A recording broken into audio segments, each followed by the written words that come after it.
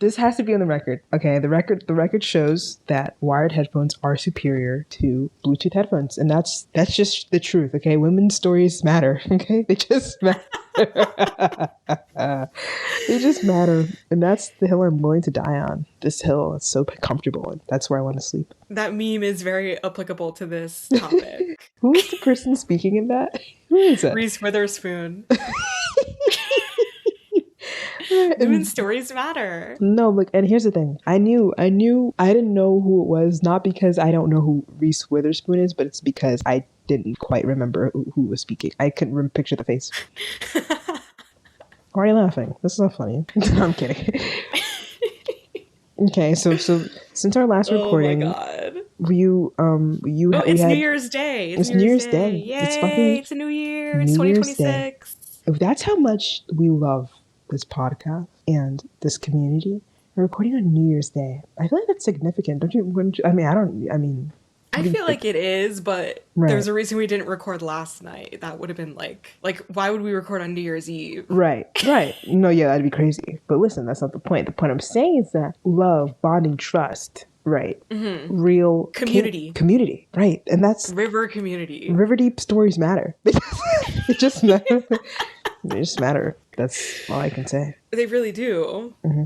So it's January 1st, and okay, did we was the last episode on Hanukkah? That was Hanukkah. Yes, it was. I think it was December 22nd that we recorded. Okay. And now, so we had Christmas. Christmas was Gucci Tucci, and we had New Year's. Do you want to explain to the people what has happened? What happened in the past 24 hours? Wait, why does it say oh, never mind. It said there was a guest in the room, and I got kind of scared. I was like, did someone enter the recording studio? Imagine. But it was probably your other phone.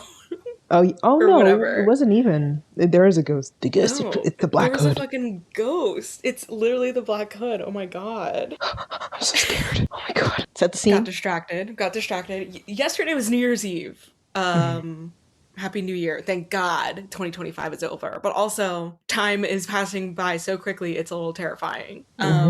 But, okay. Remember how on Halloween, we reported not live from the scene. We reported a few days after about how Lily Reinhart reposted us to her Instagram story. Well, it turns out that happened again, times 3 or times 2.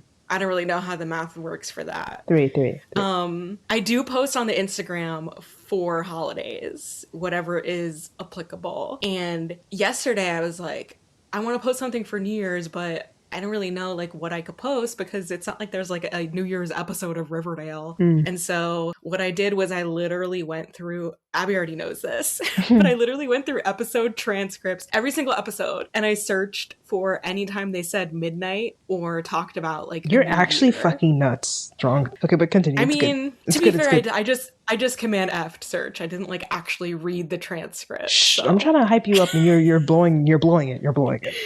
I'm blowing it. But I did that, and then I posted screenshots on Instagram / clips because there's some songs where they say those words. And usually when I tag the cast and stuff, I'm really strategic about it because I know who to tag and who not to tag. You know what I mean? I'm not usually gonna tag the older cast members, the people who play the parents, because it's they don't fucking know what the fuck I'm talking about. Because they could. I mean, they could. Actually, the actress who plays Penelope liked one of our posts once. Really? Okay, cool. Yeah. So I'm saying she's Big Mama, Right. And then also I rarely tag Cole Sprouse because I know his ass doesn't care. I hate that he kind of he looked cute this episode. No shade. I mean, no shade. Did he look any different than he normally does? No, and that's why I was confused. Maybe it's because he was around Archie. Maybe it was the Jarchie effect. It was ethical yaoi. Yeah, exactly. But anyway, I always tag the girls. I always tag the main trio, the blonde, brunette, redhead trio, if you will, because I know that they'll always get it, and I also know that they love the show, which proved me right yesterday because first of all, Cami Mendez reposted us to her story, and then I was celebrating that, And I literally sent a message to Abby and I was like, oh my God, we got Lily and Cammy. Now we just need Madeline. And I was like, I just like thought that was not possible. I was like, Madeline is not gonna fucking repost this to her story. I just feel like she's not looking at her tagged, you know what I mean? Like she's not like looking on Instagram for that stuff. And then literally like a few hours later, Lily and Madeline reposted us back to back. Literally, and mind you, I had manifested. Like what the fuck? I was saying a speech. I was like, Emily, we're gonna get the third one. We're gonna get the redhead soon. Valentine's Day. Watch this space. Literally, like 30 minutes later, she reposted, which is pretty crazy. No, that's actually wild. Pretty crazy. I was like, yo, bro. But you know that just speaks to like hard work pays off. I was like, listen, this is quite literally the manifestation of all the hard work Emily has put in. That's literally just what it comes down to. Women's stories matter. They just matter. Women's stories matter. Exactly. They just do. I want to know the process of like, do you think they saw each other's stories and then reposted, or do you think they were looking at their tagged photo? I mean, Cammy was obviously looking at her tagged photos. You think? Oh, wait, she was the first, and then it was Lily, and then it was she was the first, and that was like way earlier in the day. I think it was what's Cammy posting? Like, what's she up to today? Like, New Year's Eve. They're in the group chat. But, that could be two. I feel like most plausible is like, they saw the post and it's like, okay, and then they're like, okay, like this is, you know what I'm saying? And I think that's what happened. They were like, oh wait, I'm tagged too. Yeah, like, oh wait, people care. Like, people gaff about Riverdale New Year's Eve.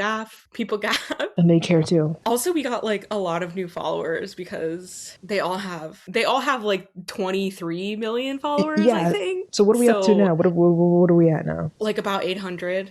What? We had 425 yesterday. Wait, what? We had 370 before. Oh my God. This. Okay, so what I saw, so we got like 400 new followers, and the post has 2 million views. That's actually fucking crazy. Yeah, it's wild. That's actually fucking crazy, dude. It really is. Yo, this is how detached I am. I didn't even know we had. This is how, yo, I'd shoot myself with all the notifications, but like low key, like if I'm not on an account, like I don't see shit. Like I mean, I don't have the notification. I don't have like push notifications on. You gotta turn that. Like I can't imagine your shit's blowing up. Your big mama, like yes, like period. Like that's what I fucking wanted. That's I didn't know that was happening. I didn't know that was happening. What I wanted. Oh my God. But it also, I know I said this the last time, but it makes me happy that they all are like posting Riverdale stuff in 2025, 2026, I guess. 2026. Whatever. But it's like, once again, proving they don't hate the show. No, they love it. Fuck off, actually. Also, the picture that I tagged Madeline in was like a screenshot of an episode from season 6, which is just like a really fun episode. And I think that's, I don't know, it's cool that it wasn't from like an earlier season. I feel like they never talk about the later seasons, the cast. But when they come on the pod, they hashtag will. Yeah, like, we're gonna get the trio on the pod and we're gonna ask them all these questions. Imagine like the 5 of us just like having a kiki. I think when season 6 and 7, or maybe just season 7, I don't know, but one of those times they like couldn't talk about it. Interesting. The writer's strike was like interesting because there are like so many like rules about like podcasting, because you know mad people had fucking like whatever Kevin and Jenna had their like, Glee podcast, and they like couldn't talk about the show, but they couldn't talk about their shows. Some of them could, because if you had a contract, then okay, you don't, because they have a contract with iHeartRadio, so like you were allowed to talk about the show, but like outside of the show you weren't allowed to talk. It was like so funny. I mean, it wasn't funny, it was serious, very serious. Yeah. And then the deal they got was like ass, wasn't it? I mean, I guess it was good enough for them to stop striking. I mean, I remember people being like mad as fuck about the deal. I mean, yeah, I don't think it was that great. Yeah. Do you write? No, not really.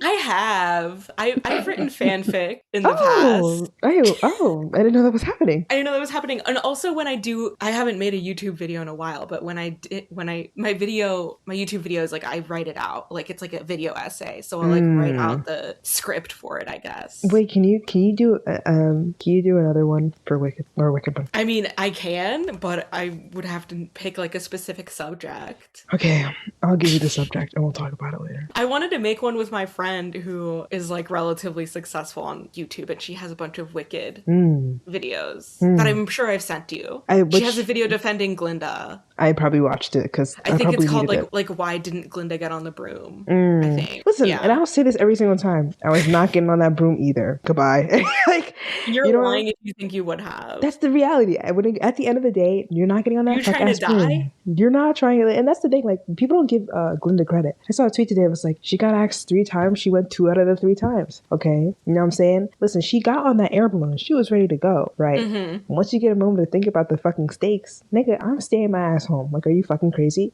You bitches can't even boycott fucking McDonald's. I'm not listening to you hoes. Okay? No, that's so fucking true. Literally, and you're tweeting on Twitter. Right. You know, you're using this fucking app that's run by Elon Musk. Right. Okay? Like, shut the fuck up. I hate fucking having conversations with like Fiero fans and Fiero fans, especially, where they're just like, Alphabet was so lonely and I would have gotten on the broom and blah, blah, blah, blah, blah, blah, blah. And bro, first of all, this is an imaginary world with imaginary characters. Second of all, you're on the app Twitter. You're talking about how you would have fucking on the fucking broom and your ass is talking, debating me on Twitter. You bum. You're laying in bed. You're laying in bed right now. You're laying in bed right now, like in the comfort of your 1,000 count sheets, talking about you would have gotten on the broom because Alphabet was lonely. What the hell does Alphabet being lonely have to do with me? Anyways, women's stories do not matter. No, they do matter. They matter so much that listen, that's why women's stories do matter. Women's stories matter, and women's stories matter in the sense that like a man can ruin a woman's story because Fiero does ruin a woman's story, and women's stories matter. He should have kept his. He just you know what? It's like you know. I know. You know. I know. And women's stories matter, and he makes the women's stories matter less. And I don't fuck with that. It's nasty behavior. Right. Exactly. Do women's stories matter in this episode of Riverdale? How do we feel about the women's stories in this episode of Riverdale? Why low key all of them had like the worst stuff, and like like Betty and Veronica are just dumb and smarter. I mean, the dummy is dumb Betty. And smart. Veronica's the smart one because she actually has like the brains. And Veronica was the smart one. She was the smart one. Episode. Veronica's grown on me. That's the reality. I mean, Veronica has indeed grown on me. I think maturing and starting a Riverdale podcast is realizing that I actually love Veronica. Like, I'm sure she's gonna piss me off real soon, but like they all piss me off. You know what I'm saying? So it's equal opportunity. Exactly. It's like Glee. Like all of them are gonna piss you off at one point. Exactly. It's not Glee if they don't piss you off. And also, like, I saw a comment on one of her TikTok posts where it's just like, yes, you're always hating on Veronica. Yeah. To be fair, I did post a clip where we were hating on her. And that was in season 1. And I feel like we were hating on her more in season 1. Yeah, we were. Yeah, and we were. She was like, worse in season 1. I feel like we were saying that she get. Yeah, she was. Weren't we saying that she gets worse? She was just more like self-centered in season 1, and she still kind of is a little bit, but like it's like more fun. It's like, okay, like I get you now. You know what I'm saying? Yeah. Like you're just neurodivergent, girl. Like I see you. Like I get you. You just like me. Like maybe that's why we don't like her, because we see ourselves in her. Yeah, I guess. Except for not. Yeah, I don't think so. Actually, I lied. That was a drag. I'm trying to cover our asses. It was a drag. But we don't hate Veronica. We actually love Veronica. So yeah, Betty's being dumb as fuck. I think she's like my 3rd or 4th favorite character at this point. I don't even know. I think she was like one of my favorites this episode. I don't know who my favorite characters are actually. I mean, it's always Betty and Cheryl are like number 1 and Betty 2. Mm-hmm. That's a good one. That's a good. I think Betty pissed me off this episode, so I can't say too much about her. No shade. Like, did Cheryl piss you off this episode? Girl. Should we get into it? Yeah, let's get into it. First of all. Did we even fucking do an intro? Oh no, we didn't. We go, yeah. Do that. Yeah. Go ahead and handle that. Welcome back to River Deep, a podcast where we get deep into Riverdale. We've already been talking for 15 minutes, okay? Mm-hmm. Today we're talking about season 2, episode 7, which is called Tales from the Darkside. Tales from the Darkside is a Twilight Zone type of... Do you know the Twilight Zone? It's just Are you familiar with that show? Did I dream the whole thing? Yes. I know the Ariana Grande. Yeah. Tales from the Darkside is a Twilight Zone type of show. It's a horror anthology series. So yeah, this episode is like, it kind of takes that format where they're doing like 3 separate storylines that are kind of like like it's separated into 3 different storylines, and it followed certain groups of characters, and then it kind of shows them like overlapping with each I other. love shit like this, by the way. I love really shit like like the this. format. Me too, Yeah. because it makes the notes even so much easier. But Yes, continue. I was like, we don't even have to separate the storylines in our notes. No, like, it was actually very beautiful. And I really liked how it would show like the different points of view. Like it's the same scene, but you're just seeing it from a different point of view. I thought that was cool. I love shit like that. So I was in Yeah. heaven. So I liked that about this episode. And I will say, I mean, I do like this episode. It's just that like Yeah, we'll get to there's it. the obvious caveat of the Cheryl storyline, Yeah, and the chuck of it all. And the chuck of it all, yes. So, like, kind of just the Josie part of it is God. Like, what the fuck are we doing, guys? So I feel like I have to, like, on principle, not give this episode too much credit because of that, basically. No, I get that. I get it. Is that the intro? Is it? There's fast facts or something. Oh yeah, I have trivia. The opening text crawl. Remember how they like did that like voiceover in the beginning? Is a parody of the 1974 horror classic, The Texas Chainsaw Massacre. Have you seen it? Never. I have seen it, but I didn't remember that it does. I've seen it. That it opens up with like the same thing, like a voiceover and like words on the screen. Oh, Josie makes a reference to The Bodyguard, which was a classic drama starring Whitney Houston. I and think Kevin we all know Costner that. And Kevin Costner, yes. My ship of all time. Oh, I've actually never seen it. You've never seen? Oh man, I mean, it's both of us not seeing things. Yeah, okay, that's that's okay. I haven't seen it. There was a. I mean, I know all the music from it. I don't, but I only know that song. And listen, this goes back to what I say. What did I say to you the other day? I said to you, "I Will Always Love You" is Alphaba's song, and Glinda's song is "My Heart Will Go On." Those are the Oh my god! And those are like 2 of the saddest songs of all time. And the perspectives match flawlessly. I'm literally gonna cry. Oh my god! Can you? Like, I've requested a lot from you. And you do a lot of work for this pod, but can I add 2 more requests to my Sinners Edit request? Yeah. You know what I'm gonna ask, nigga? I want. Please. Is this? You want me to make another edit? Yes. Okay. I will always. I want the girls to. I Will Always Love You and My Heart Will Go On. It doesn't have to be long. It can be like literally 15 seconds. Okay, it doesn't have to be a whole movie. I'm feeling it. Or you can make it long if you want to. I can see it in my head. No, yeah, like I know you can see. Like you're feeling it. You're feeling the idea. I saw an edit to some Titanic. It was like score from the Titanic or something.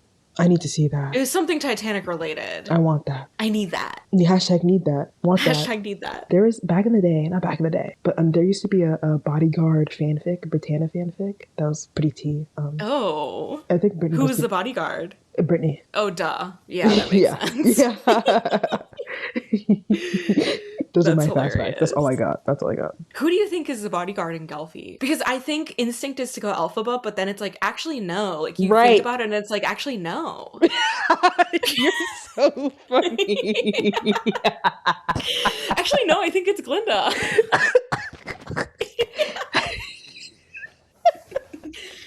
You crack me up, dude. Like, you're funny as fuck, bro. Because, like, actually, no, like, that was unintentional, but thank you. No. Actually, no.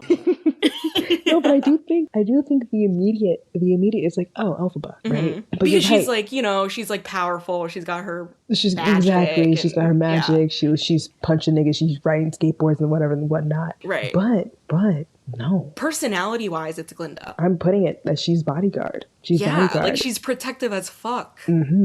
You know the deleted scene. You know it. Who's gonna write the fic? Oh, I know it. I know the deleted scene. You know the deleted scene. Oh man, we were so robbed. That's good shit. That's good fucking shit. If only certain scenes were not deleted, then maybe we wouldn't have as many people bitching about how they don't think that Glinda and Elphaba were actually friends. No, but yeah, whatever. maybe. Yeah. You know what, John M. Shu? I'm actually at your fucking door. I'm at your door knocking. It's like some days I love him, some days I'm just like, oh, hi, why'd you do this to me? You know what I'm saying? It's a love-hate. It's the deleted scenes in particular, especially from the first movie. Oh my god. I was showing my siblings yesterday the deleted scenes and they're just like, why would they take this out? Blah, blah, blah, blah, blah, blah, blah, blah, blah. Right. And I was like, yeah, real, yeah. The crash out is valid. And it's like, I don't like to say stuff like that because like, I'm not a fucking director. Like, Right. I don't know how movies work, but it's like, I know his reasoning. He talked about his reasoning and I simply do not agree with it. It's whack ass reasoning. It's as just to why bad. he cut it. It doesn't make any sense. Like, it doesn't make any because sense. like we want to be shocked about Glinda getting on the fuck that fuck ass train. No, bro. instead you just fucking took away from their relationship, which is what the movie is about. You're mad corny. Like nobody ever felt like nobody was like on the edge of their seat thinking about whether Glinda would join her on the train or not. For real, like please. If anything, it's too much of a surprise because people are like, "Wait, why would she go with her? Like, and are they really that close?" It makes her look bad because it's like,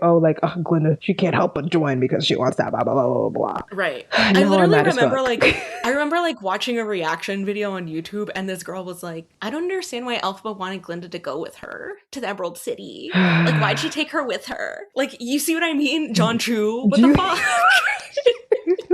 What the fuck, man? Bro, when I saw Wicked for Good the other day, all I could think about, and I told you this, all I could think of. I'm supposed to see it with my sister soon, and I'm gonna only be thinking about that. Literally, what's Elphaba? Like, literally, like, Glinda didn't even finish her fucking first chorus. And I was, like, mind you, I'm crying, and I just burst out laughing, because I think about, like, how Elphaba's, like, in her head trying to come up with something real quick. Oh my god, dude. Quick. She's like, fuck, why is Glinda kind of spitting here? Like, this is kind of good. That is so fucking funny, She's bro. overstimulated. Oh, it's too good. So funny. I love it so much. Like, I tried to, like, get serious and be like, be serious. Like, there's something big happening right now. And literally, she starts singing, and then it's just like, she's like, a ship blowing from its mouth. Like, girl, what the hell are you talking about, bro? Like, I cannot take you seriously. Oh, God. Oh, my God. Okay. The rest of the trivia. Okay, the creative quote-unquote pancake mix that was transported by Archie and Jughead read the words Miskatonic University via H.P. Lovecraft. Who the fuck is that? H.P. Lovecraft is a writer. He's like a horror writer, I think. Oh, okay. That's beautiful. Yeah, this was a very like horror, like they were going for horror with this episode. Mm-hmm. Was it Halloween? No, it couldn't have been. No, it was not. But I mean, maybe it aired kind of. No, it probably would have been November. It would have been November, I think. When Veronica refers to Kevin as a character in a lost play, she references Tennessee Williams, a famous playwright known for being among the three of the most foremost playwrights of the 20th century. Okay, whatever. I don't understand why Veronica would know that, but there we go again with her She's references. Cultured, man. She's cultured. That's what we're missing. And then this is the first episode to imply that Greendale may have supernatural ties due to the fact that Penny tells Jughead that he doesn't want to be there after midnight. Greendale is where the Sabrina show takes place too. Oh, okay. So the Chilling Adventures of Sabrina takes place in Greendale. It is supernatural. Which is interesting because that show didn't exist yet when this episode of Riverdale was written. But the comics. Yes, the comics, yeah. Yeah, I'm learning. There we go. Shout out to Patrick. I don't think he's listening to this because he's not caught up, but... I was literally thinking of him as I said that. I was like, Patty, I hope he's doing well. I think he is. Happy New Year to you whenever you catch up, Patty. Yeah, it's like June, and you're like, oh, thanks.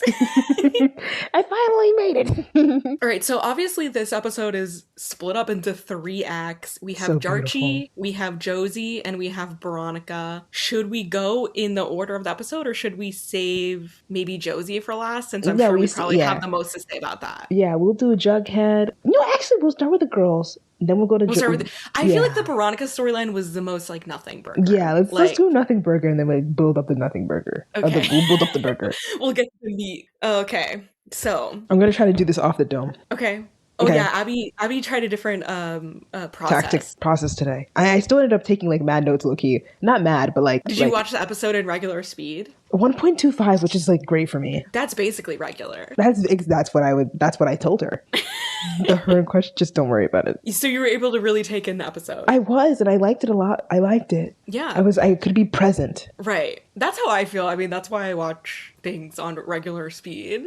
Unless I'm like really in a rush, but like. No, usually like I do watch on regular speed, but it's the notes. You know what I'm saying? Because like if I was, it's the notes. It takes like twice as long to watch an episode when you're taking notes. Mm-hmm. That's why I have to double it so that I can still equal an hour or like. Yeah, that makes sense. Okay. So actually, I thought this Veronica storyline was fun. No, it was fun. Like, it was funny. It was cute. Yeah, it was cute. I was feeling the Veronica dynamic in this episode. I was. I think it was like a very like it was interesting that all of the pairings were like, well, I guess Josie was kind of like on her own, but I don't know, Cheryl was pretty involved. Yeah. It was kind of like a very gay episode.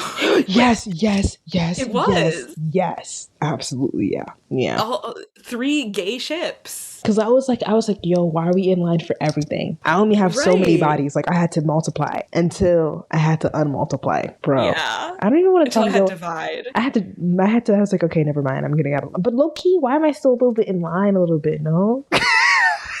You know what? I understand. We'll get there.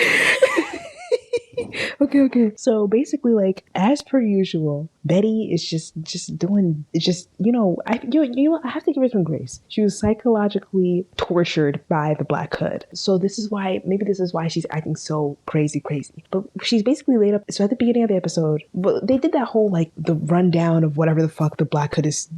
I don't know. What did that thing say for the Chainsaw Massacre? Was it important? It was basically just the Chainsaw Massacre. It was basically just like, the Black Hood is on the loose in Riverdale and it's going after sinners, and people it's affecting are young kids, and it's like, this is serious, and they were really drilling in the fact that he was going after sinners in this episode. Yeah. And I was like, who the fuck does he think he is actually? No, like, who are you to condemn sinners? Like, are you fucking Jesus? Like, get out of here. And there's like a lot of like Christian like allegory, not allegory, but yes. Like, it's like, oh yeah, he's so right for wanting to kill all these sinners and stuff like that. Yeah. Right. And fucking shit's going crazy. Okay, so yeah, that's how the episode starts. And like Betty and Jughead are laid up in his house, in his bed, and they're having a conversation. And she's like, I just thought I was doing the right thing by, you know, having the fucking jingle jangle seller, be locked up. And the sugar man, the sugar man, yeah, that one. Have the sugar man be locked up. She thought she would be sweet. She thought she outsmarted the Black Hood. Boom. As we know, the Black Hood popped his ass and like he's dead. So she's feeling bad. But she's also like, how the heck did he get into the station? And then Jughead's like, oh, well, who do you think it is? Detective Pernois, whoever that is. What does that mean? Is that a reference? Who is that? I don't know. He kept saying, oh, I don't know. He was like, oh, I don't know. Who cares? Did you watch it with subtitles? How's it spelled? Like Pernois or something like that. That sounds French. It's probably some sort of reference. Yeah, it's a reference to something we don't care about, like no shade. Anyways, so then he can tell like Betty's like thinking, and like she's like, like that, whatever. Anyway, so Jughead gets a call that whatever, who cares? Betty's like, who could it be? But you can see she's thinking of some dumb shit. She's like, oh my god, obviously it must be Sheriff Keller. Exactly. Like I'm thinking to myself, I get it, but also stop. She was doing too much this episode, no? It's too obvious. It's like, exactly, it's too obvious. I know you didn't watch Pretty Little Liars, but it reminded me of Pretty Little Liars when they're like so convinced that someone is A, and it's like, you guys need to fucking relax, it's obviously not them. She was giving Spencer from PLL in this episode. It's like, Spencer, relax, okay? Like, and it really just highlights like, yeah, actually, you are a kid, and just because you solved one murder one time doesn't mean you're fucking Judy Bloom or Judy. What's her name? Who does the investigations? Nancy Drew. Judy Bloom. yeah. Okay. So she basically, her and Veronica are talking, and like her and Veronica were walking with like Kevin and Betty. Wait, fuck.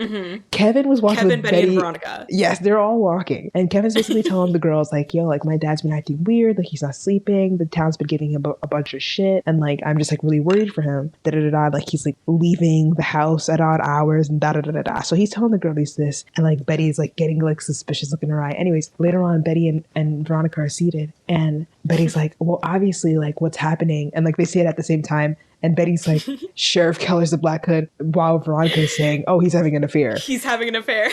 And I was like, that was fun. I don't know. This was cute. I thought it was funny. It was cute. I love this part. I was like, I was laughing.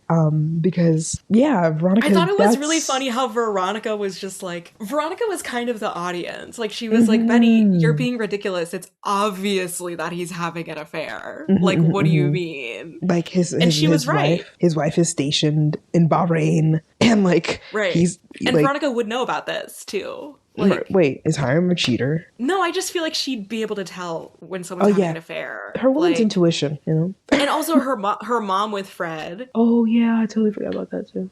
Yeah. She's been around. She's seen it. She's seen it. She's in queer media. No, she's in queer media. No, Veronica would be. She really would. She really is. She might have created it.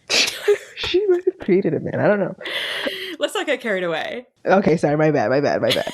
Betty tells Veronica her theory, and Veronica's like, girl, you're fucking smacked. You sound crazy. Don't piss me off. But like, they're basically like, oh, like, we're gonna try and figure out and prove who's ever. We're gonna investigate. Yeah, we're gonna do some sleuthing. And the sleuthing they do. And so basically, Veronica has a sleepover at Kevin's. Right, she has a. Because she wants to investigate. Mm-hmm. So she decides, oh, Kevin, you know what we've never done? Have a sleepover. Mm-hmm. And he's like, okay, cool. Like, I'll come to the Pembroke and it'll be so cool. And she's like, no, we're gonna go to your house. I've never been to your house. I want to see how poor people live.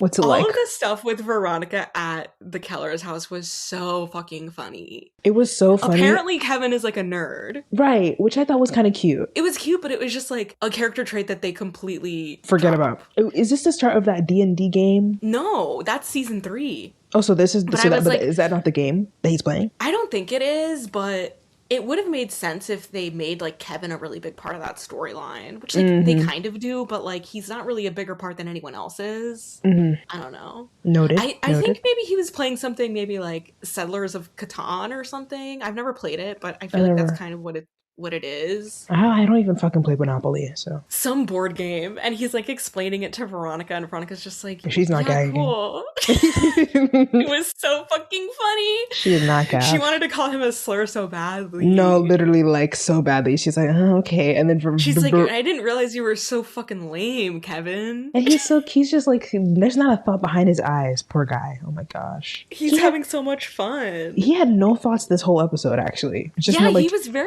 very like infantilized in this episode. Yeah, like, I was just like, he was like a child who didn't know what was going on. No, like he really didn't. He asked Veronica to get him a glass of milk. Like, yeah, and I was like, and he was dead ass serious too. Just like, not why a thought are we behind acting his like eyes. We're like 5 years old, Kevin? And she's like, okay. And she doesn't even get him the glass of milk, mind you. She could have done that, but she was sleuthing. She's snooping. She gets a call from Betty, and Betty's like, you're having a sleepover without me? And Kevin's like, what the hell? Which I thought was also kind of funny. Yeah, that is funny. And Veronica like leaves the room, and like she's basically like, Betty's like, oh, do some investigating, and Veronica's like, hell no, like stop being weird.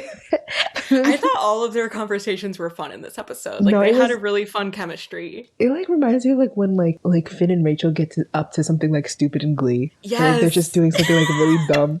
Yeah, like the duets competition. Yes, exactly, like the duets competition. It's like so like they're just so when they're spying in the Rumors episode. Yes. Yeah. Like it's really like it's light, it's fun, it's sweet, it's kind. Yeah.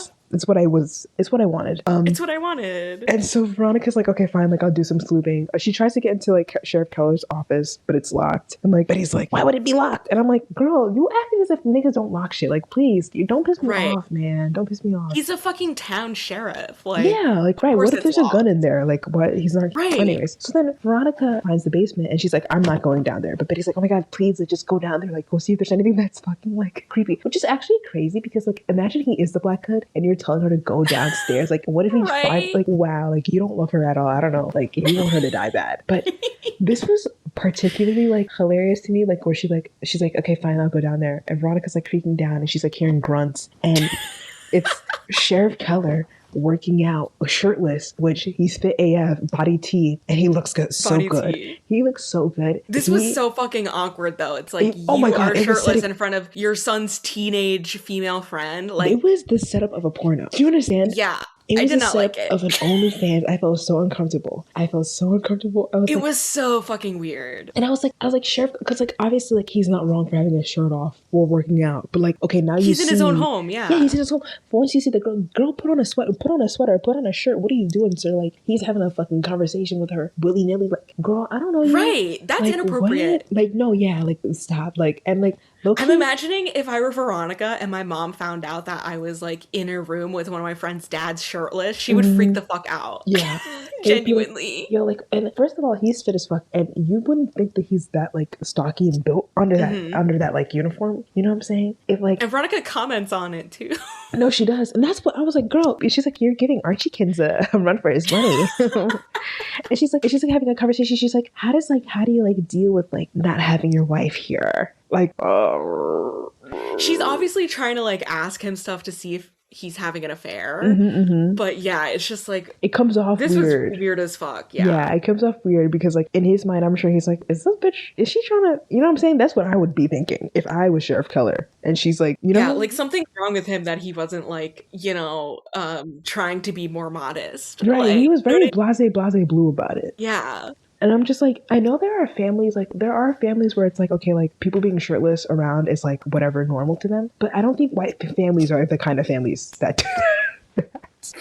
like, oh really? No, my family is kind of like that. Maybe because you're Floridian. Maybe. Like, literally, like, my entire family, like, we've all seen each other naked. No. Like, that ass, like, it's, like, not a big deal. No, but, literally. This is literally how I feel. We wouldn't do that in front of one of my friends. You know what I mean? That's the difference. Exactly. That's the difference. But, okay. No, because listen, every time I've had a conversation, okay, have you ever seen, okay, we don't have to put this in the pot, but have you ever seen the TikTok of people being like, oh, I grew up with, like, a shirtless mom, or, like, yeah, and then people are in the comments being like, this is low-key weird. It's low-key, like, child, like, sexual literally. harassment. And I was like, what the hell? All the people were white, so I was like, okay, this must not, so it must be, like, you know, white people are just weird. That's why I put y'all into I would have thought that it was white people who were the ones who were naked. I mean, white people do love to get naked, but the people that I saw, and there was like, and I feel like a lot, like Caribbean people, like they're very like comfortable. It's not like a big deal. It's like, obviously, like it's just like it's not stigmatized. Like it's just exactly like that's just body. Like I think if you are equating naked bodies with sex automatically, that's your problem. That's honestly your problem. And I think also like, especially like in medical spaces, it's just literally like, oh my god, that's literally like, girl, I don't give a fuck. That's true. Put down the pants. You know what I learned from watching The Pit is that they cut everyone's clothes off of them when they're in the ER. Nobody gaff. You're in the ER, you're fucking naked. Yeah. Not all the time, but like if you're like in a serious accident or whatever. No, like and you know what? You can have your best pair of fucking nice ass clothes. Nice ass clothes. You just got your True Religion jeans just last week. It's Joe over for you. It's over. It's Joe over. And they're not paying for you to fucking get another pair. So the next time you consider getting, you know, sent to the ER, think about what you're wearing. You know, like you're not getting that shit back.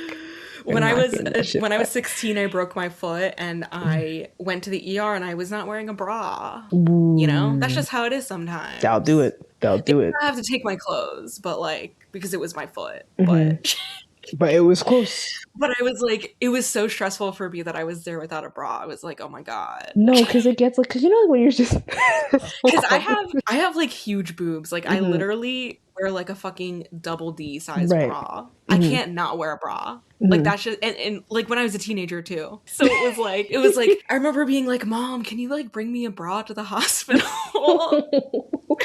No, but like because this is reminding me, it's not the same, obviously. But the one I was like in 7th grade and I forgot to put on a bra and I was like mortified. Mind you, my shit was like probably like skeeter teats, but it was like it was. You didn't even need a bra. But it felt like I did, and I did. I think somebody commented on it. They're like, "Oh, like whatever." I was like, "Okay, not too much, like please." But literally, like yeah, like because I feel like you feel like it's especially like I felt like I feel naked without a bra. Like you know what I'm saying? Like oh my god, let me cover up. You know what I'm saying? Like even something like this conversation is so. No, I get it. It's like I'm not dressed if I don't have a bra on. Right. But this is not the same people who don't feel like they need bras to feel dressed. This is just us. Like I wish that I could not wear a bra. No, dead ass. Like I wish. Like I fucking wish. Like I'm so jealous because bras fucking suck. They're so uncomfortable. They really do fucking like you're overstimulated. Literally. Overstimulated as fuck, bro. Jesus. Anyway, Sheriff Keller is not wearing a bra. He's not wearing a bra. I was gonna make that joke. Fuck. He's not wearing titties out. Titties and he's fit as fuck. And like and I was like, you know, like because okay, so recently the wicked behind the scenes, not behind the scenes, the deleted scenes of like the friend montage. So we got the guys taking their shirts off. Oh my god! And every time I watch, I'm so glad they cut that. No, but not the shirtless scene. But I do wish that they kept the montage. We don't need the shirtless parts. I'm specifically just talking about the shirtless part. Oh my god, it would have been so freaking annoying. But whatever. Yeah. The point is that every time I showed like because I showed my siblings the montage separately. Everybody like okay, like Jonathan Bailey takes off his shirt. Like nobody was surprised. Okay, like the 6-pack is under there. And then they're like, they see like Ethan like taking off his shirt or Bach taking off his shirt. They're like, oh, why is this guy taking off his shirt? And then he takes it off and he's like, fucking Bill. He's like, and they're like, oh. That's you with Sheriff Keller. That's me with Sheriff Keller. That's me with Sheriff Keller. Like, oh, it's like a beef. Like, you know, I've been watching Australian Survivor and I heard it's really good. I love Australian. You watch Survivor regularly? I've seen some seasons. I don't like watch it though. I've seen it. I've seen the good seasons. Okay, so you watch Heroes versus Villains? Yes, and like Micronesia. Yes, Parvati and Siri are on Queens. Australian yes, I've seen Survivor. all of theirs. They're yes, on I Australian know. Survivor. Yeah, it's so good. Don't spoil it. Okay, I won't spoil it. Don't speak. But yeah, I was aware when they were on. Yeah, I'm watching the season right now. I love Australian Survivor because they're just like, Australians in general are just so like funny. Like they dead ass like wear Speedos and they're dead ass serious. Like and the way that they describe things like, ooh, look at this beefcake, and they're dead ass. They're like, oh, like it's a beefcake. Like he's a beefy guy. Like, oh, look at all that beef. And they're talking about like muscly. So like in my head, I'm saying beefy. Then so I was gonna describe like Sheriff Keller. Beefy guy, like, oh, like he's beefy. He's a beefcake, yeah. And so is Ethan Slater on like shockingly a beefcake under that fucking shirt. Okay, sorry. Anyways, it's so awkward though, that scene. It's like, why are we randomly taking our shirts off? And like they were like making such a show out of it too. Yeah, they were like, hey guys, look at me, I'm taking my shirt off. Like, no, yeah, literally. No, it's like it was like, stupid. It was so like performative. Because you know damn well it wasn't that hot. Nobody gaffed either. Nobody gaffed. Right. But you know what? And that's why I'm glad they cut it from the movie, because you know people wouldn't shut the fuck up about it if they did. The thing is that like if you're gonna have the shirts be taken off, just have everybody take off. Come on, you know what I was saying? Am I the only one? Anybody? Nobody? Right. And also like do it when it's up. Like why didn't he just take his shirt off during As Long as You're Mine then? That's also true. Know? No, but that would have like, made sense. I mean, like literally in the scene, like okay, Fierro, then Bach, Glinda next, Alphabet next. Everybody's in their bras. We're all just gonna have an orgy, actually. Oh my god. So then Kevin comes down with his glass of milk. With his glass of milk, and he's so innocent. He is like a doe-eyed innocent kindergartner who just little caught, boy. Fucking like, I saw mommy kissing Santa Claus. Literally. Vibe. He's like, what are you guys doing? What are you talking about? Just what's nothing. going on? What's going on? Just don't worry about it, Kevin. Don't worry. Go back to bed, honey. So basically, okay, wait. Veronica was sleeping in Kevin's bed and Kevin was sleeping on the floor. I'm obsessed with this. This is so fucking funny to me. I literally also have this note and I was like, how do you think that conversation went? Like, do you think she would sleep on the floor? I think like she was definitely like, you remember like when Rachel like goes to Elliot's house and is like, I can't sleep on a couch. That's what I imagined. That's so funny, man. That's very like, funny. Veronica was just like, Kevin, we can't sleep in the same bed together. And it's like, okay, you that's have fine. a twin-size bed. Okay, I'll make up a little bed for you on the floor. No, thank you. She's like, that was so funny to me. It was very funny. These are the little details that I appreciate about Riverdale. Yes, like it's such a good like character thing for Veronica. Mm-hmm. Oh, and so in the middle of the night, like she wakes up because she hears Sheriff Keller sneaking out, and she tells Betty, and then Betty's like, he's up to no good. Anyways, this is another thing that really gets me. These adults act like these children are also adults, because why is Betty at the Sheriff Keller's at the station talking to Sheriff Keller, pretending as if like she's doing a write-up follow-up on like the and he's telling her everything. I was like, why the fuck are you telling this teenager all of this stuff? He's like showing her all the evidence of like the murder and how like the Black Hood like broke in, because like Betty was like, how could the Black Hood have like broken in? Like it seems like it basically being like, oh, trying to allude that it was like an inside job, but he was like, oh no, like this was like the doors were broken in and blah blah blah, and like I'm really disappointed like, that it happened in my room. Are you supposed to be sharing this with her? He literally pulls out the pictures, the evidence. I'm like, yo bro, are we dead ass right now? Like what is actually going on in this town, bro? What's happening? Yeah, wild. Well, he even takes her to the fucking cell. Does he take her to the... Yes no, because she's asking about how the Black Hood got into the station. This is so fucking stupid. Can't at this point. I just have to I think the adults just, yeah, I have no, like, it's like one of those things where it's just so unrealistic, but it's just like, it's Riverdale, so you know what, it's fine, it's okay. It's Riverdale. Mm-hmm. And then Betty is snooping around. Betty takes it upon herself to go, what happened? They like found like a dead body somewhere. And Betty was like, oh, it must have been Sheriff Keller because he's the Black Hood. Because he snuck out at the same time you said that he was gone, Veronica. Right. And so then Betty, and Veronica's just like, Betty, drop it. And so then Betty goes by herself to go snooping around Sheriff Keller's house, and she like finds a fucking key under the mat and goes in, and then she gets caught. And then like an idiot. And then he calls Hal. And so then we have this scene between him and Hal and Betty in his office. And it's basically like, he's like, you know, here's all the proof that I'm not the Black Hood and you're fucking crazy. And also, I'm not going to tell Kevin that you did this because you've been a good friend to him. And I think that would really break his heart. And that was something Veronica was saying too, where it's just like, yo, bro, Kevin is distraught as fuck right now about what's going on with his dad. And you sleuthing and trying to and making up fan fiction about him being the Black Hood isn't going to help anybody. True. She's right. But Betty won't give it up. Even with all this proof, she still thinks that something's crazy. She still thinks, she's like, I don't know. And so she basically is like, she enrolls Veronica to do a, what's that shit called when you're in the car? A stakeout? Yeah, that one. To do a stakeout and to stalk Sheriff Keller. And they're at their house in the middle of the night. Which is like, where's Betty's parents? Like, where's Alice? Alice would never, you know what I'm saying? Right. Like, Alice was not in this episode, and I feel like she'd be all over it. Low-key, I missed her a little bit, but whatever, it's fine. So they see Sheriff Keller sneak out, and they follow him to a motel. And bro, I was gagged. By the way, like, we've never seen this motel before. We never see it again. I was like, whoa, what is this? What is this place? It's out of Riverdale. It doesn't, you know what I'm saying? It's like, it's not in Riverdale. It's outside of Riverdale, yeah. And I was gagged by this because I totally forgot this fucking happens. So he goes to the motel door, opens it, boom. Who pops out? Mayor fucking McCoy. Gagged. I was so gagged. I was gagged because earlier in the episode during the Josie part, I was like, why is the sheriff always there when the mayor? Like every time the mayor calls, he's there. That was that foreshadowing. It was the fucking shadowing, and I freaking knew I had to feel it. And I was literally gagged, and so was Betty's dumbass.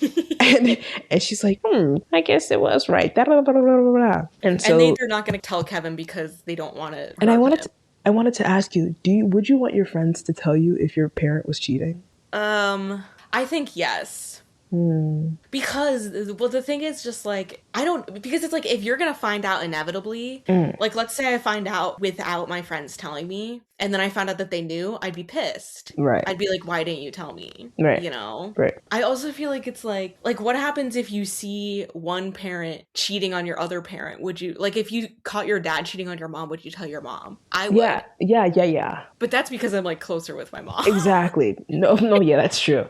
Vice versa, it's like, vice versa, I don't think I would. I'm not gonna lie.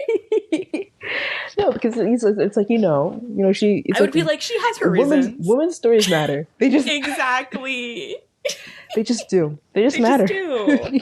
We don't make the rules, okay? But yeah, I think I would tell... I maybe would, like, wait a little bit to tell him. Because maybe right now is not a good time. Right. But I'd be pissed if I were Kevin and I found out that they knew.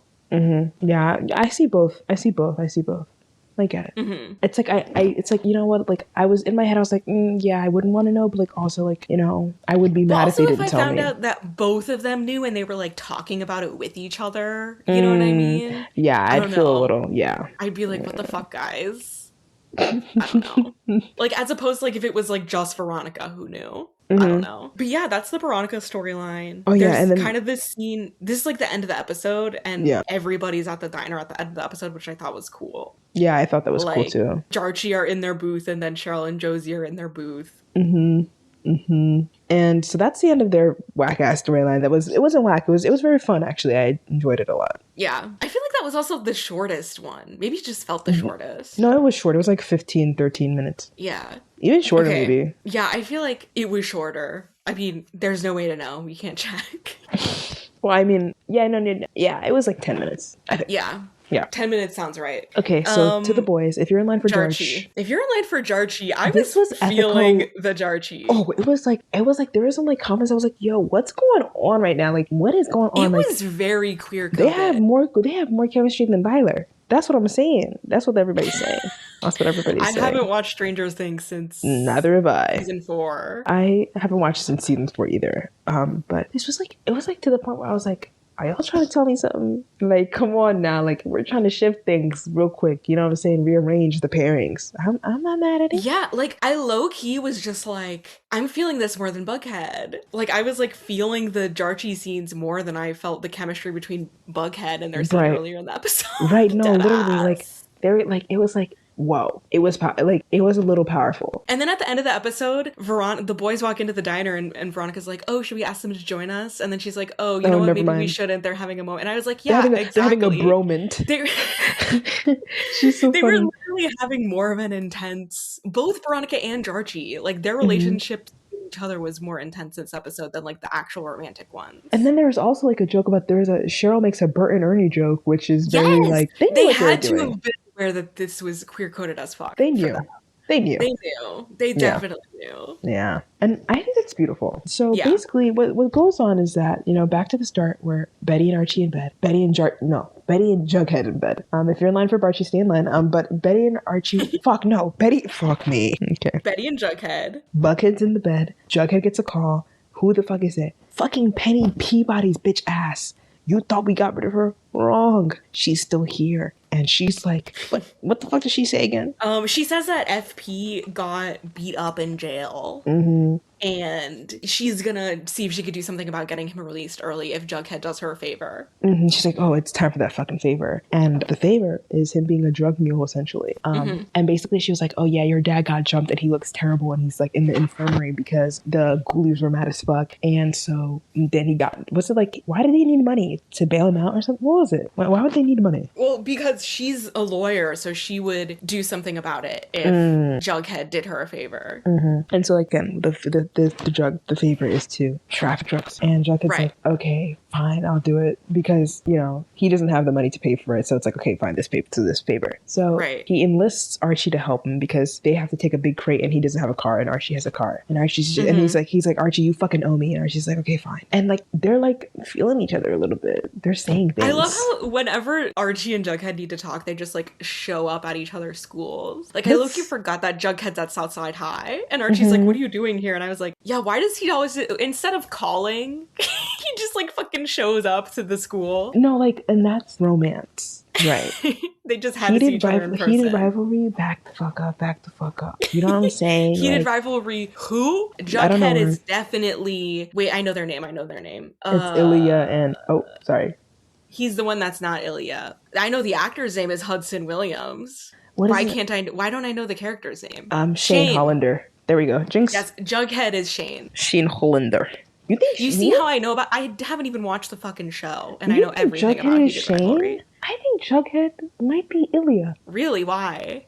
Have you watched the show? You know more than me. No, I haven't watched it. I have watched everything but the last episode. I thought Ilya was the more like conventional, like kind of like jockey one. Oh, they're both like jockey, and they're both like jockey. So it's more like who's more like the shire, like Shire. And yeah, like I thought that Shane was Shire. No, he's Shire, but he's also like the preppy boy who's like who doesn't want to like, you know, take risks really. He's like a combination of both Jughead and Archie. Yeah, he is. He kind of is. I say he's more Archie because Archie's more like, oh, like, you have to do the right thing. You can't be in a gang. And like, Jughead's like, I gotta be in a gang. I gotta do what I gotta do, bro.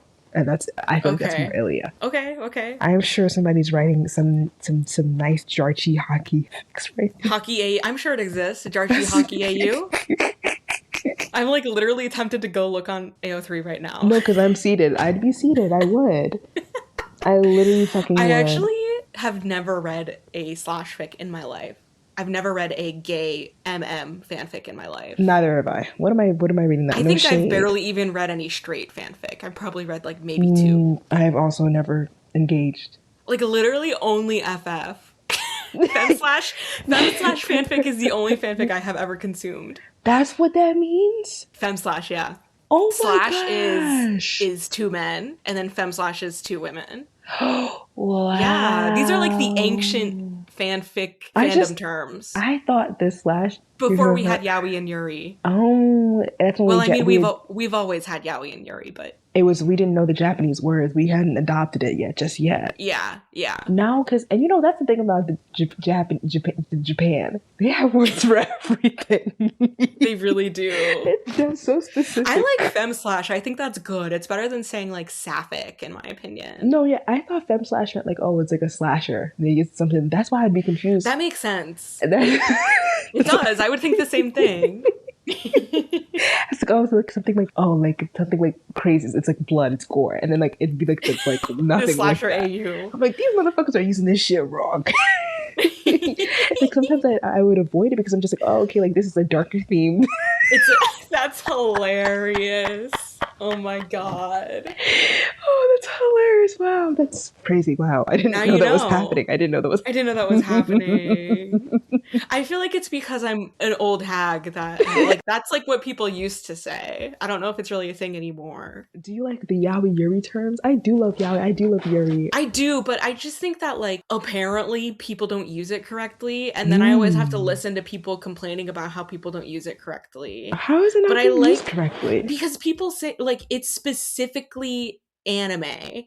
Like it's or like manga. Like yuri is specifically applied to like Japanese manga or something. And so people are like, why are you applying it to like Western stuff? But I like it because it's a good umbrella term. Like it's inclusive. Right. Like you say yuri, it just means two non-men. You know what I mean? Exactly.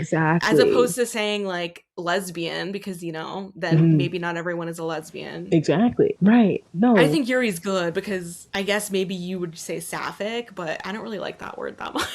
I'm not gonna lie. You're not gagging? I just like, is it because Rachel? I kind of resent the way that people use it because a lot of time, and the same thing goes for queer. Like sometimes people use it because they're trying to be inclusive, but they actually are exclusive.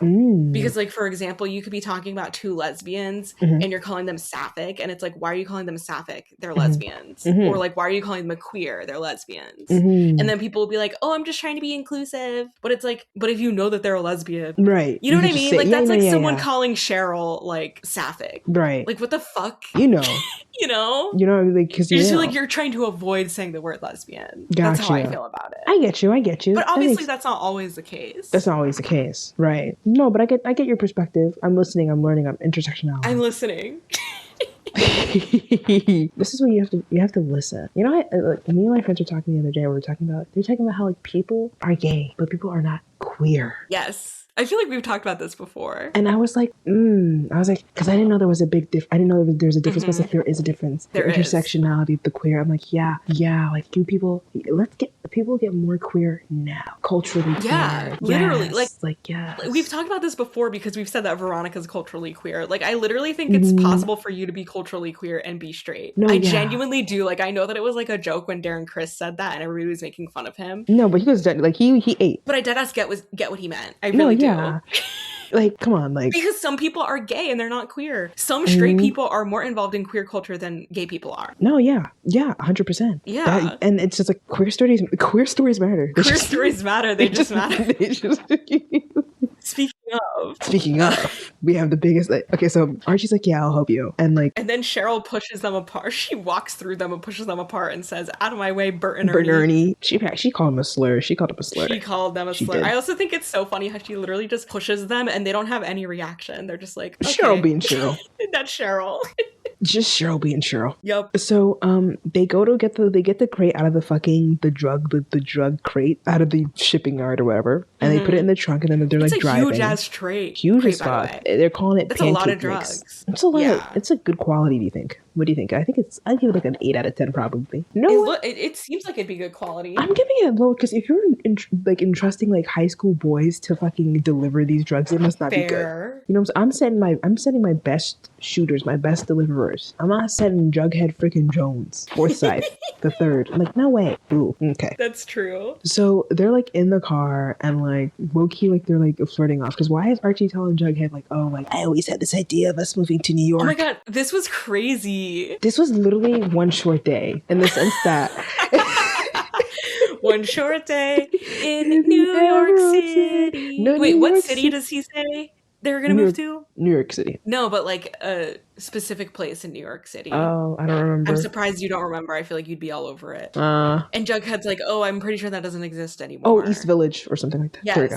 Yes. Do you think that fits? I don't know shit about East Village. I don't know anything about any part of New York. So. I don't know. Yeah, I don't know. I would trust Jughead's word. They'd definitely be part of like the gentrification area, maybe. Or maybe it depends. What season are we talking? In the sense of like, oh, how much like do they know the plight? You know what I'm saying? Because if it's like earlier were pre-Tony and like Tony telling them about how fucking the North Side sucks, you know what I'm saying, and how they're gentrifiers and shit like that, then I feel like they'd try not to be gentrifiers, even though they would still be gentrifiers. It's just no moving past it. Well, I also thought this was interesting because Archie's talking about how he always had this like dream that he and Jughead would move to New York and be roommates, and Jughead would be a writer and Archie would be a musician, which is hilarious because he literally doesn't gaff about music after like 3 episodes from now. I don't know. Literally. And it's funny because, spoiler alert, but Jughead actually does do this. Time jump Jughead. 25-year-old Jughead is living in New York. He is a writer. And Archie is not living with him. And he's not a musician either.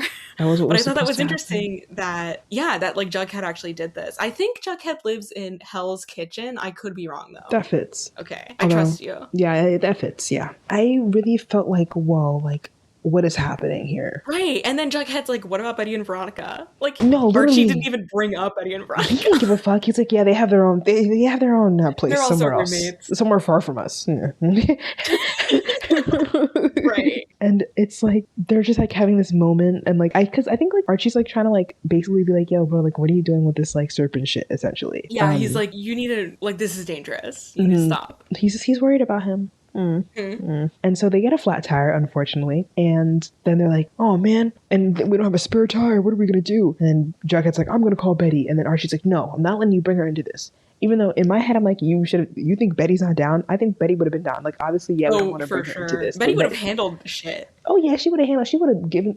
Listen, she would have changed the tire herself. Oh my god, you know she loves a car. She loves to fix a car. Like, she's Big Mama. Like, yes, like But like Archie's like, no, and I'm like, ugh, boo. Archie says they need to call Triple C. Yes, Triple C. And here's Jughead's like, no, like, we have a whole crate of drugs in the back of everything. I'm like, yo, low-key, like, Triple C, they can't ask about that. Like, God forbid you have a crate. You know what I'm saying? Like, I would have called Triple C. Triple C. I would have called them easily. Like, okay. You know what I'm saying? But he's like, no, like, we have drugs in our fucking car. So then an ominous man named Farmer McGinty drives up. He's like, vroom. And then he comes out, he's like, you guys need help. And he's like weird and mysterious and scary. But they're like, yes. This is Tony Todd, who is like a really famous actor. And I was like, he actually died in 2024, RIP. But he's like he's like a famous horror actor. He's got like 250 credits on IMDb. It's crazy that they got him here. How the fuck did they get Tony Todd? How did they pay for this? Like, who? How did this happen? Is he a Vancouver local? Like, maybe. I need to know more. Maybe somebody called him a favor. Peabody called him a favor. Peabody. He plays this like scary guy. Is he the one from fucking? No, is he? The only thing I've seen him in is the Final Destination. Oh, he is Final Destination. Okay. Yes, he's in Final Destination 5, I think. Is he in all of them? Oh, maybe he is in all of them. He's like the mysterious guy that nobody really understands who the fuck is. He deaf? And he like knows all the lore. Yeah, like, exactly. Yeah. So he's basically like, I can only offer a ride to one of you, and you can put the crate in the back of my truck. And Jughead's like, okay, I'll go with you, Archie. You stay here, go home. And they put the crate in the truck. And then he's like, you got a lot of stuff in that crate. This is such a sus situation, though. Mad sus. I can only take one of you. Like, Jughead, what the fuck? You're gonna get murdered. No, like, literally, I was like, what? And Archie's intuition is good because he ends up going after them. But also the guy's like, he's like, you have to pay me to do this. And then Jughead's like, I only got $18. And then he's like, okay, whatever. So they're in the car or whatever. Oh, and also he tells them not to look under the tarp that is suspiciously in the back of the fucking truck. So anyways, they're driving. And he says that he thought Archie was Jason Blossom. Oh, yeah. And if you're in line for Jason X Jughead, there's no line. He's dead. There's nothing you can do. For those two people that were making edits on TikTok. Okay, I was disrespectful. There's a line. It's a very short line. But it's a line nonetheless. It's a group of people. It's a couple. Of people. And so like they're driving and I don't know, he's talking about some shit about, he's like playing the radio. Like the radio's mad weird. It's like playing this like a weird Christian, like the town is full of sinners and they all need to die. And like Farmer McGinty's giving some like background lore about how the people actually agree with the Black Hood and that it's good to be killing these fucking sinners. It was just really weird. It's really weird and I'm confused about the geography. Like, is this guy supposed to be from Riverdale? Or do Greendale and Riverdale play the same radio? Yeah, and like then he starts talking about the Riverdale Reaper, and it's like, how come we've never fucking heard about this before? Because they made it up today. Because it's not true, I guess. this guy's just like, oh, you haven't heard about the Riverdale? Like, who is this fucking mysterious ass guy that we've never seen before? Riverdale's supposed to be a small town. It was just weird. Maybe he's from Greendale. Maybe he is. I think that would make sense. He moved to Greendale, maybe. Yeah. Yeah. But you know, like, it's like towns, you know, you hear stuff. You hear, that's true. That's true. You've seen it. I've seen it. RG sees a bloody deer. Which I was like, oh, this is very much giving a horror movie. Yeah, I was like, first of all, CGI, 6 out of 10. Yeah. But then we find out later that Jughead looks under the tarp and there's a dead deer. And I was like, oh, is this supposed to be the same deer that Archie saw? Like, what were they trying to do with this? Like, oh, like... Archie maybe hallucinating? it was like a PETA ad. Like, you know what I'm saying? Like, oh, like, what's wrong? Don't hurt deer, you know? I hear that hunting deer is actually useful or something. Useful for what? Like the food? ecosystem. What? Because there's too many of them. If there's too many, really? Like, it fucks up the food chain or some shit. Huh. I feel like there's probably enough that get, like, accidentally hit by a car. You know what I mean? Isn't that common for people to hit deer? Have you? There aren't any deer where I live. Are there deer in the state? Let's not talk about that, actually. I live in Florida. It's not a secret. It's fine. Okay. We don't have deer here. I think they're a cold weather animal, I feel like. Yeah, they do have coats. Yeah. I've seen it. So they pull up at a gas station that also has like a diner attached to it. And the guy's like, I'm gonna go pay. Oh yeah, he tells him the lore about the Riverdale Reaper, which is like some guy who like killed some people a while back. He's like, he might be back. He might be the Black Hood, but whatever. They pull into the gas station. He's like, fill up the car. I'm gonna go pay while you fill. And so... I don't understand how he was filling before he paid. He was like, I'm gonna go pay inside, and Jughead is like pumping gas. Too much logic. You can't pump gas before you've paid. Don't think about it too hard. Okay. It's a trust system. Okay. So...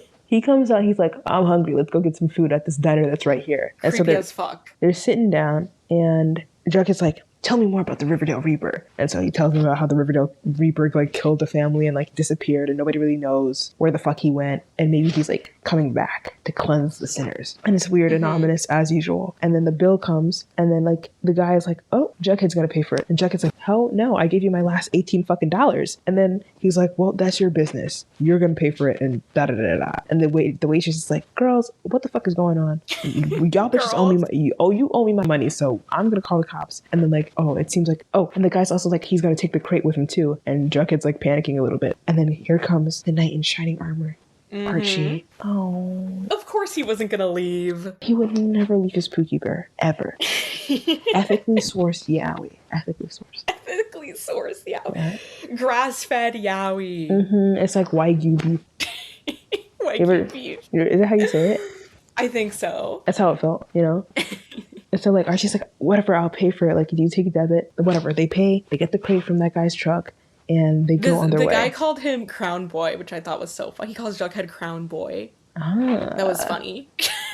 How did I miss that? I don't know. There was a lot of dialogue in that scene. There was too much going on. I was overstimulated. I feel like... Oh. But anyway, yeah, they go to deliver. They, like, make it to Greendale. And there's, like, this weird Russian-ish. This was so fucking weird. Like, who is this lady? Why is she wearing a beret? Why does she have a Russian accent? And then, like, they're, like, dressed kind of funny, too, like cartoon characters. Yeah, I feel like they were just trying to, like, make fun of, like, stereotypes with this. Like, it was just weird. And she's basically like, oh, okay, you're late. You don't be late next time. Jughead's like, next time? This is like a one-time thing. And she's like, Peabody told me that that the serpents are taking over for the ghoulies for delivery service for these drugs.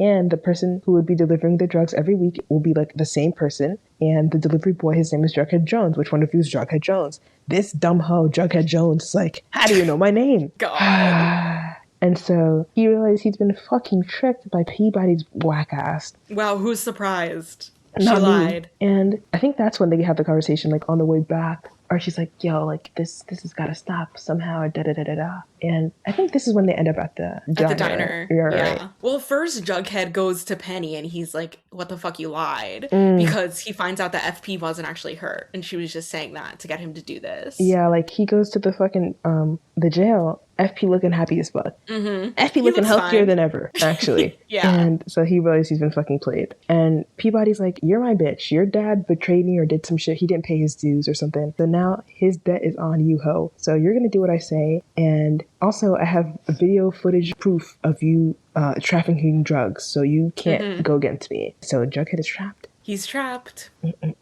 And then my last note just says, I'm feeling Jarchie pilled. I was feeling Jarchie pilled as fuck. There's this moment where, like, after Archie, like, rescues Jughead says, thanks for coming back for me. And I was like, that was really gay. and then at the fucking diner when Jughead's like, oh, like, are you free tomorrow? And then, like, Archie's like... Yes, I was like, they're literally planning a date. And then Archie's like, oh, like, I have, like, to do this and that, and I'm, like, hanging out with Veronica after, but how about the next day? I was like... Yeah, that's when I put I'm Jarchie pilled. Yeah, I was seated. I was. It was good. Also, why does it give like that Penny Peabody is trying to like pimp out Jughead a little bit in the sense that... Well, yes. I really like Penny Peabody, by the way. I just think she's like really cunty. Like, she's a good villain, I think. Girl boss. Yeah, she's girl bossing hard, for sure. She's entertaining. Like, the actress is good. I don't know. That's fair. Should we move on to Josie? I guess.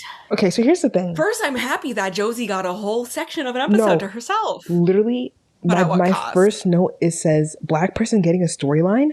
Right. I was gagged. Solo storyline. A solo storyline. And she's like, practice. And they ate this. They did. Like, imagine watching this for the first time and like the reveal. You would have been so fucking gagged. So gagged, because I was gagged. Even me, I was gagged. Even I watched this before, but I forgot. So Josie is like practicing and like, you know, trying to like write songs, and like, okay, so she's like at the school overnight. Which, like, why? I don't understand. Like, does she not have a keyboard at home? Why is she staying at school? Like, you know damn well she has a keyboard at home. 100%. The janitor comes in and he's like, are you gonna stay or do you need me, like whatever? And then she's like, yeah, I'll just sneak out the back. And he's like, okay, excuse me. And like it's like an older like man who like kind of looks like he could maybe kind of be creepy. Yeah. But anyways, she's like, oh, like thanks, you know, I'll just sneak out.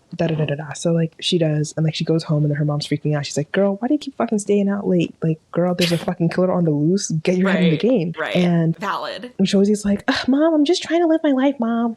And then her mom's like, Josie, you have a keyboard at home. Just kidding. She doesn't say that. I was like, she should have. Yeah, I guess I missed that part. And so, also, they're staying at the 5 Seasons, which have they always stayed at the 5 Seasons? No, they said that they're staying at the 5 Seasons because they didn't feel safe at home. Her mom is like, how I want to give you like a bodyguard, and like Josie's like, girl, no, I don't want a fucking bodyguard. Like, please. I'm not Whitney Houston. Yeah, that's the joke. That's the Whitney Houston joke. Her mom is like, yo, bro, like, you need to be back in this fucking house before sunset. Like, this is not a fucking joke. And then Josie's like, okay, like, fine, whatever. Boom, next day. Here I am, like, I'm seated. I'm like, oh my God, like... You're like, oh my God, Josie rising. Like, Emily. We're winning. Emily, girl, when I tell you, I was like, when I texted you, like, I'm mad as fuck, it was because it's like, oh my God, we could have had it all. Like, wow, like... Wait, at what point in the episode did you text me and say I'm nigga, like, the first 2 scenes. Oh, because you remembered. No, I didn't remember. I was literally just like, oh my God, like, I love this pairing together. Like, I love them together. No, like, and you're mad because you knew they weren't, like, canon. Yes. Okay. And so I was like the missed potential of Cheryl and Josie. Oh my God. That's why I texted you. I was like, oh my God, like... me while she was watching this episode and she was like, I think this seems like a good episode. And I replied and I was like, it's a good episode, but there are some things about it that make me really mad. And I'm sure you'll understand what they are when you get there. And I was like, yeah. So then I texted her and I was like, oh my God, like, I'm so pissed. And like, I'm like, because I knew that there was more coming up. And I think I maybe have seen the part with Chuck at this point where I was like, okay, like, this is probably what Emily's mad at. Like, why are you giving Chuck a chance? Even like, why are you like entertaining Chuck? Like, because I knew I don't even think I knew that she was entertaining Chuck at this point, but I knew like, oh, Chuck was coming up and like maybe something happens with that, because I'm like, oh my God, they're gonna try to make Josie that girl who's like forgiving the fucking like assaulter, and it's like, you know, there's always hashtag that one. Oh my God. So that's why I thought you were gonna be mad at. So when I texted, I was like, oh, it's completely off topic and like not even like what you think, because I was just like, oh, I'm just getting mad at like what could have been.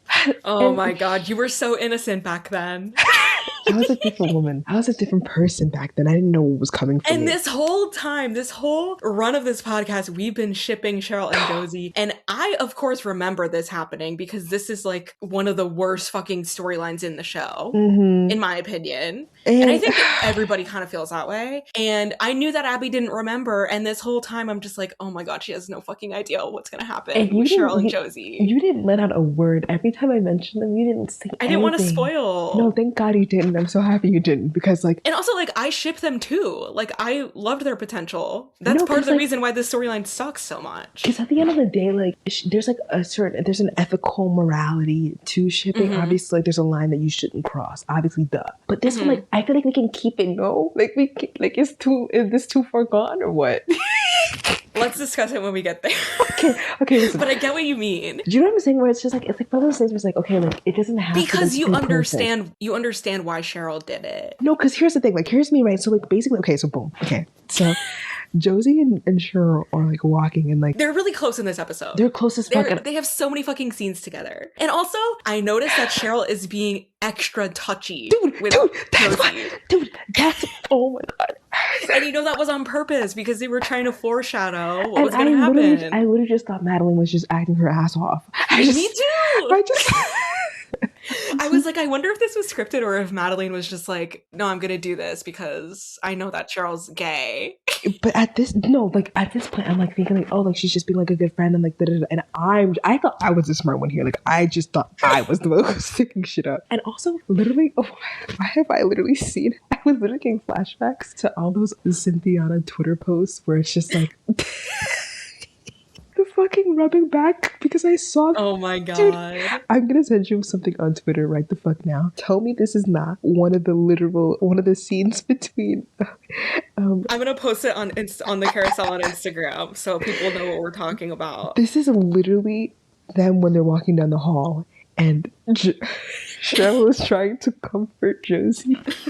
Oh my God, dude. Like frame by frame. Frame by freaking frame. You have to.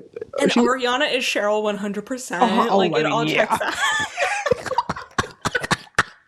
Fuck, dude. Oh my God. Also, her arm muscles look really good in that video. That's neither here nor there. Well, no, yes. But actually, it is either here nor there. Actually, it's actually extremely important. Actually, it actually is important. Yes. Do you know when like she's putting the crown on her head during like Wicked? For good, and like at the end, and like she's like getting like ready to like punch the munchkins in the face, you know, at the end. Yeah. And like she's built like her, she's toned as fuck. Like I'm always like mesmerized by her collarbone. it's like do you know the scene I'm talking about, like with the arms? Yes, when she's putting the crown on. Yeah, her arms are so fit, like oh my God. Anyways, that's neither here nor there, but that's literally when I was watching it, I was like welcome back, Cynthiana. Whoa. That's really powerful. I didn't know that was happening. Sorry, did you see that I posted the other day, I was like, you can tell Ariana's gay ass loves to make Cynthia laugh. Did you see that one? Was that the one where they're like, she's talking about courting her? No, it's another one. And that's literally what I wrote down. I literally wrote, yo, literally, why is Cheryl literally courting Josie a little bit? Like, she is. I was like, oh, like, I was like, she's like trying to do as much as she can without being like obvious about it. Meanwhile, I'm thinking to myself, oh, like, this is the start of like a Cheryl realizing and like, oh, but like, I don't remember this storyline happening this way per se, but it was like, oh, maybe this is like one of those things where like, oh, Cheryl is like you forgot that the Cheryl Josie ship actually became like textual. Like it was clear in this episode that Cheryl like actually is into Josie. Yeah, like I had no fucking clue. I had zero fucking clue, and that's why I was so gagged, bro. It was gagged, bro. Okay, so basically they're talking at the locker. That's cool. Right. And Josie's like, yo, bro, my mom's fucking bugging out and she's stressing me out, and like she's making my vocal cords swell because she's stressing me out. And on top of that, she's going behind the Pussycat's back because are they called the Pussycats? No, what are they called? Yeah, the Pussycats. Oh, Josie and the Pussycats. There you go. She's going behind their back because Cheryl got her like a kind of like a record deal because she knows somebody who like at Shabby Road Studios, which I don't know. I'm not gagging for that name. Like, I wouldn't want to go there. No. But she basically, like, she slipped the producer, like, their cover of the milkshake, and, like, but like, the producer... Honestly, I get it. I would also gag at their cover of Milkshake. Yeah, I would need them in the studio immediately. Like, sure, yeah, fuck yeah, like, I get it. But, like, basically, like, they only wanted Josie. So, basically, Josie has to go behind the girl's back to, like, work with them, and, like, that's really stressing her out because it feels like a betrayal or whatever. But she does say that she feels like she's sinning and the Black Hood is going to come after her for it. I was like, okay, that's a stretch to call it sinning. Like, girl, bye. Nobody's, like, what? Is betrayal a sin? That's a problem if it is, because it's a very common thing. I don't know if it is. I don't know if it's more like things like, oh, you shouldn't covet your neighbors, like what they want or something. Like you shouldn't like adultery or stealing things. I don't think that this is like one necessarily. Yeah, I was just like, oh, relax, Josie, a little bit. No, she's in her head. She's in her head.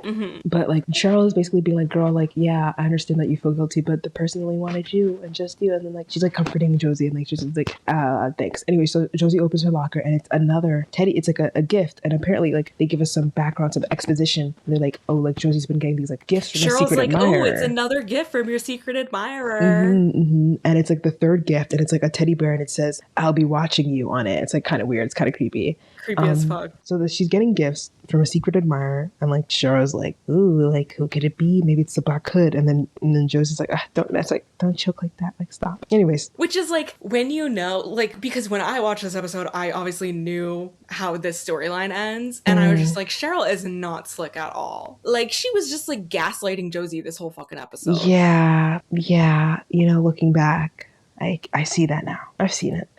And like intentionally putting the blame on Chuck. Yes, but look, here's the thing. I was like, okay, like Chuck, I don't believe it. It's probably the janitor. So I thought it was the fucking that's kind of what janitor, you're supposed to think. Yeah, because the janitor's like kind of sus. I'm like, oh, like, you know, I started off the episode thinking, oh, it's cute. Like they have like a little cute little friendship, whatever. That's like, you know, intergenerational friendship. That's fine. That's cool. You know, I was friends with my teachers all the time. I used to braid my fucking teachers like, oh, it's a gathering. It's fun as fuck.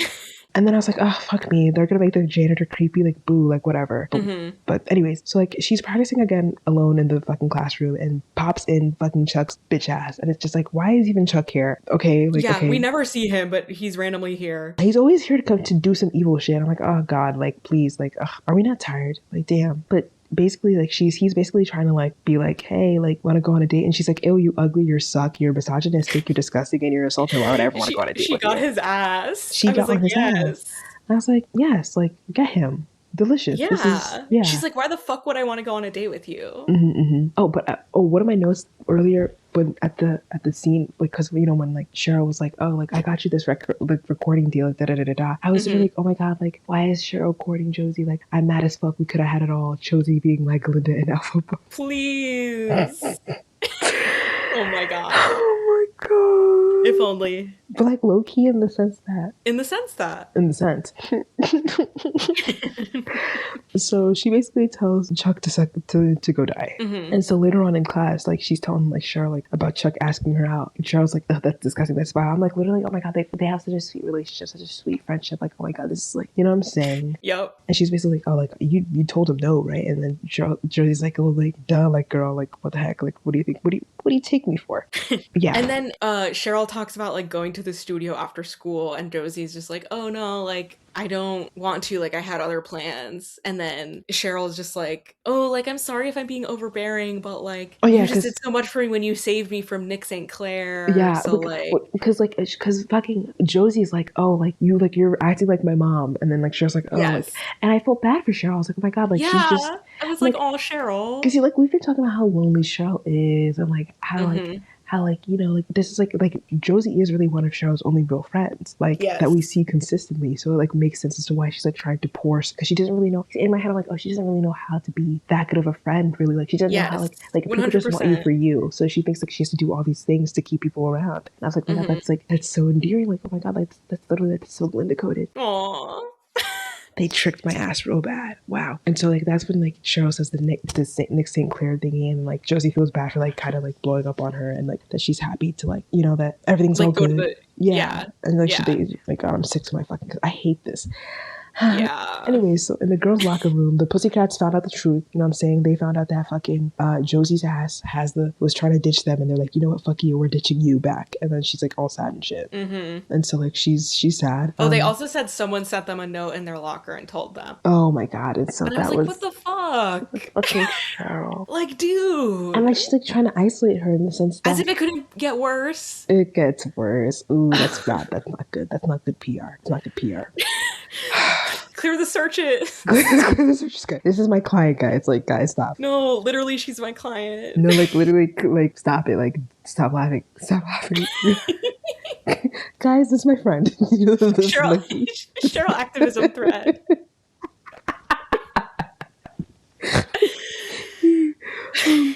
So, like, Josie leaves, like, the locker room, and, like, she's dressed in, like, it's dark outside again, and, like, she's, like, kind of like she's like on edge. Boom, she bumps into somebody. It's fucking Chuck's ass, and like she's like feeling scared. She's like, "Oh, Chuck, can you like give me like a ride home?" And he's like, "Yeah, sure." But like first we're gonna stop at Pops because I wanted to take you on a date at Pops. But he doesn't say that. But like he ends up like I guess convincing her. No, he like coerced her into going on a date with her because she said she didn't want to go on a date with him. Oh yeah. She asked him for a ride home, and he's like, "Oh yeah, I just need to make a stop first." And he fucking takes her to like she said she didn't want to go on a date with you, dude. What the fuck?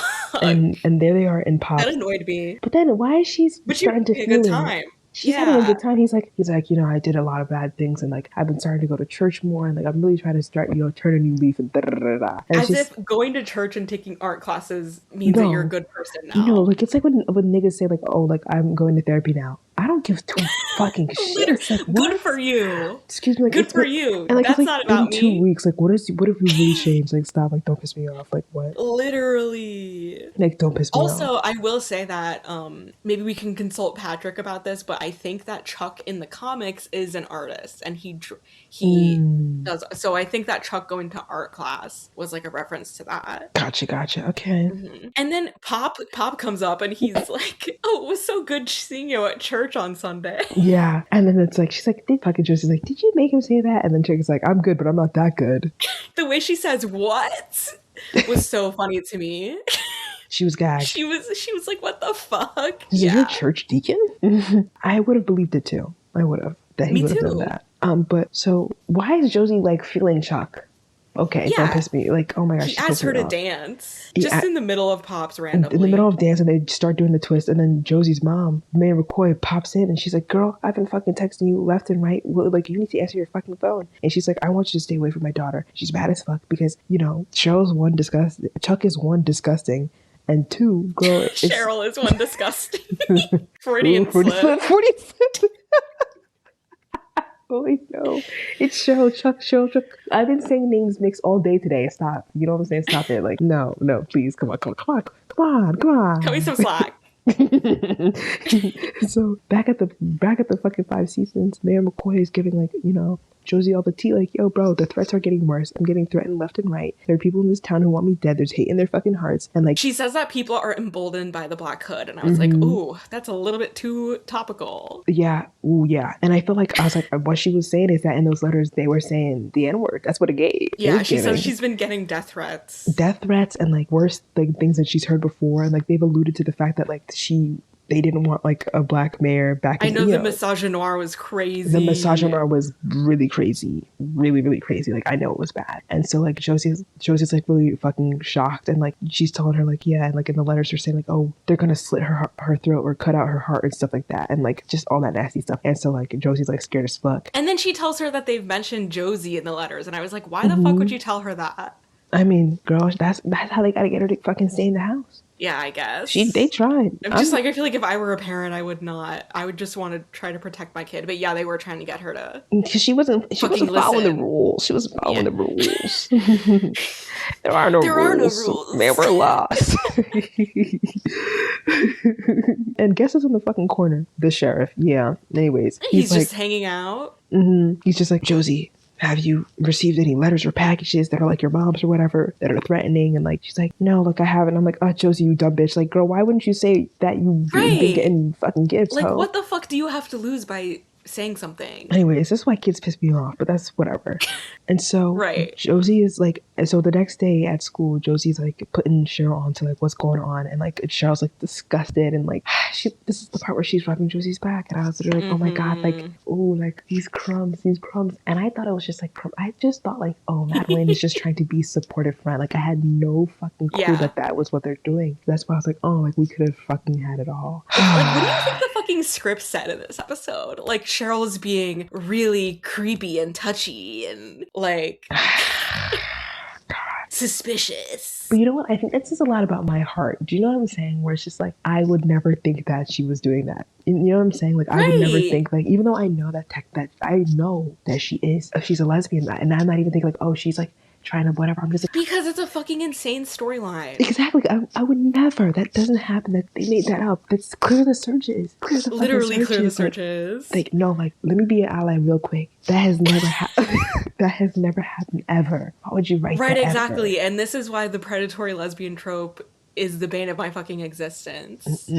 Like, thank God they never did that shit with Santana. Right, okay. I know. It's like literally my least fucking favorite trope. I hate it so goddamn much. And like, it's literally one of Riverdale's biggest crimes that they fucking did this. And that really speaks to you, the fact that you're saying like, oh, I never, like this would never happen. She would never do this. Yeah, because you don't see lesbians as predatory, which is why it's a bad fucking thing to portray them like that, because people who don't fucking know lesbians are gonna see that, you know? Yeah. Yeah. I cannot. Dude, you were gonna have to play the voice note for you. You have to patch it in. The voice note that I sent you when I found out. I posted it on Instagram. You did? All right. I was like, this is Abby's live reaction. I posted it to the story though. That's actually not hilarious. To the grid. That's so fucking funny because I was gonna ask you to do it and you just did it. Did you even tag me? I had no idea. Oh, I should have tagged you. That's so fucking funny. That's... Yeah. Real-time reaction. I'll edit it in though. Oh my gosh, bro. Oh my gosh, bro. Never mind. It actually is related to what you're fucking talking about. Fuck me, man. Oh my gosh. I was sick to my... Dude, because I was sick. You don't even get it. Like, I was sick. Oh my God. When you realize... Yeah. No, she literally was calling me. She left me a voice note. She was, like, so distressed. Dude, because like, I borderline, didn't like, see crying. It coming. Like, I did. I was literally, like, this beautiful, like, even if they don't get together, it's, like, still a beautiful friendship. Like, it's still love. It's still passion. It's still life. It's still, like, wow, like, girlhood. Women's stories matter. They just matter. So anyways, oh my God, Cheryl's like disgusted and she's like, this is terrible. I can't believe these things are being said to your mom, that this town is just disgusting. It's terrible. It's disgusting. Mind you, she's part of the problem. She is the problem. She's like, okay, clear the searches, like stop. I feel like she was like disassociating. You know what I mean? Because I don't think that she actually thinks that she's doing anything that terrible. I don't think she gets it. Like, because she's fucked. I mean, we'll talk about like why she did it, but like, yeah, like I think she just like does not fucking have normal ways of expressing any emotions whatsoever. Not a clue in the world. Like genuinely not a clue. So I don't think that she sees what she's doing as wrong, and I think she thinks she's like playing a little game. It's like nuance. What I mean? It's nuance to her. Mm-hmm. There's nuance, you know what I'm saying? And she's like trying to like hint to Josie and be like, "Ooh, we should figure out who it is." Right. Knowing that she'll like never guess that it's her, you know? Yeah, she just doesn't have a healthy way of communication at all. It reminds me of that. You know that tweet where it's like this girl tweeted and she was like, when I was in middle school, I had a crush on a girl in my class and I didn't know how to deal with it. So I told her to get out of my school. Yeah. That's Cheryl to Josie. That's Cheryl to Josie, except she gives her a pig heart. A heart, yeah. So, you know. So that's what happens next. So Cheryl was saying, like, Cheryl's talking to her, she's like, oh, you, like, you know, if you want to bail on practice or whatever, it's fine, like, da-da-da-da. And then Cheryl also brings up the fact, like, oh, girl, I saw you were with Chuck, like, what the hell, what's wrong with you? Yeah, and Josie switched up on Chuck real fast. Like, now she's, like, defending him. She's like, okay. She's like, low-key, like, Chuck is not that bad. Like, she's giving Chuck the benefit of the doubt. And then Cheryl's like, okay, whatever, it's your funeral. And so they walk into the music room, and there's, like, a box, and, like, oh my God, so it must be, like, another fucking gift. And there's, like, a piece of paper and shit. And then it opens.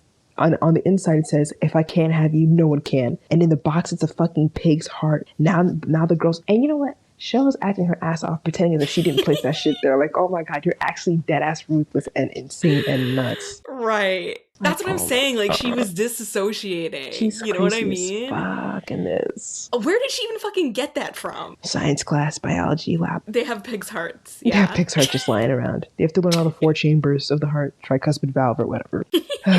God. And so like they're just like, this has to be Chuck. Like Chuck is because they had it implied like, oh, Chuck is the one leaving the gifts because he's the one who asked him the date. Because there's a drawing of Josie and we just got the lore drop that Chuck is going to art class. So it's like, oh, okay, the dots are connecting. And so they rush out of the room, and that's when Cheryl pushes past Jughead and Archie, and she's like, out the way, Ernie and Bernie and Ernie. And so they enter the lounge, and then like they go off on Chuck and be like, oh, we know it was your ass. And like he's like, no, it wasn't me, like da-da-da-da. And they do this pan over to like the janitor that's like ominous. That's like, oh my God, it's the fucking janitor who's actually doing it, but he's letting Chuck take the blame. And he's basically like, Josie, is he the one who's bothering you? And then Josie's like, yeah, he is. And then Chuck's like, you know it wasn't me. You know it wasn't me. And then janitor pulls Chuck and he takes him to the fucking principal's office or whatever. And like Cheryl's like comforting Josie. I'm just like, this is fucking crazy. Cheryl also calls Josie my girl in this scene, which would be cute if what happened in this episode didn't happen.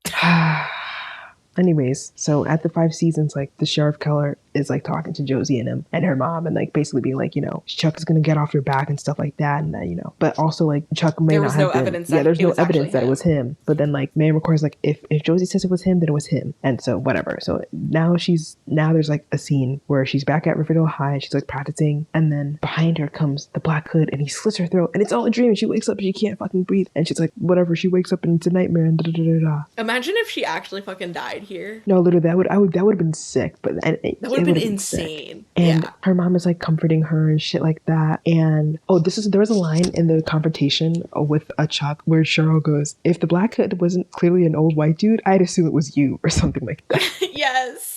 And that was very funny. And so like Josie's like having this like this panic from like the nightmare, and like her mom comes in and is like comforting her. Boom. Why the fuck? Pan to the next fucking scene. It's Cheryl drawing, listening to the music that Josie made, and she's drawing. I guess this is what she recorded in the studio because I was like, how is Cheryl listening to this? She's listening to the demo. She's listening to the demo track. She's something sweet, something light, and it's like. Cheryl's in the bed and like they're panning up and they show us what she's drawing and it's a picture of Josie and you're like, and Josie and her together and I'm like, wait, what the fuck? It was Cheryl this whole fucking time who did all this fucking shit. And I was literally so sad and disappointed and sad. And I was just like, no. Biggest fucking sigh. Do we even have to explain why this is bad? I mean, first of all, like, they just fucking ruined Cheryl and Josie's relationship. Thanks so much for that. Does it ever come back? Because I feel like, it reawakened my memory where, like, Josie finds out and she's like, oh, we can't be friends anymore. And it never gets fixed. Josie does find out, she does get mad, and they do make up, but it's not, like, as in depth as it should be. It's kind of like after that they don't really talk, they don't really interact that much after that. Like, oh my God, they're kind of just like acquaintances. They don't really seem like they have like a legit friendship after that. I'm actually like really peeved. I'm upset.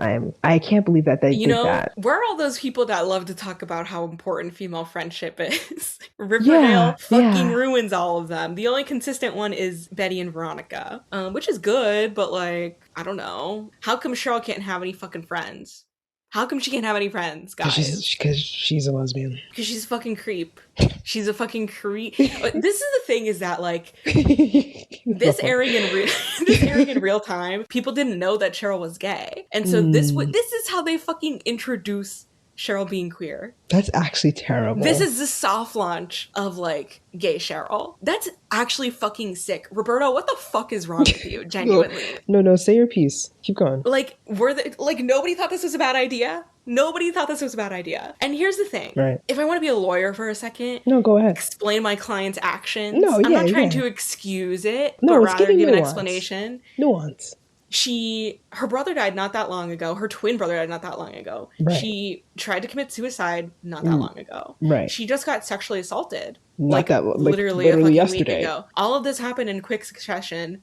Josie is the one who saved her. Right. Which like gave her more of an attachment to Josie. Exactly. She's having all of these feelings and emotions. Also, she has an extremely repressed sexuality that like we didn't know about at the time, but like now in retrospect, that's part of it. And her parents are fucking terrible. Her mom is terrible. Awful. She has no healthy way of expressing emotions. I understand. Like, I fucking understand. She probably doesn't even realize that she has a crush on Josie. No clue. Like, she probably is just like having like a fun, like, I feel like it's like a fantasy in her brain. Like, she's just like, oh, I'm just gonna like fuck around and like do all this shit. I don't know. So, I don't know. That's my defense of Cheryl. I'm just like, she's going through a lot. She's been through a lot, okay? That doesn't mean it's okay that she did this, because it's really fucked up. And Josie has every right to like be upset with her when she eventually finds out. Yeah. But yeah, I just like, but in like a meta perspective, like watching the show, I'm just like, so fucking terrible. Like, why would the writers do this? Like, actually go to hell.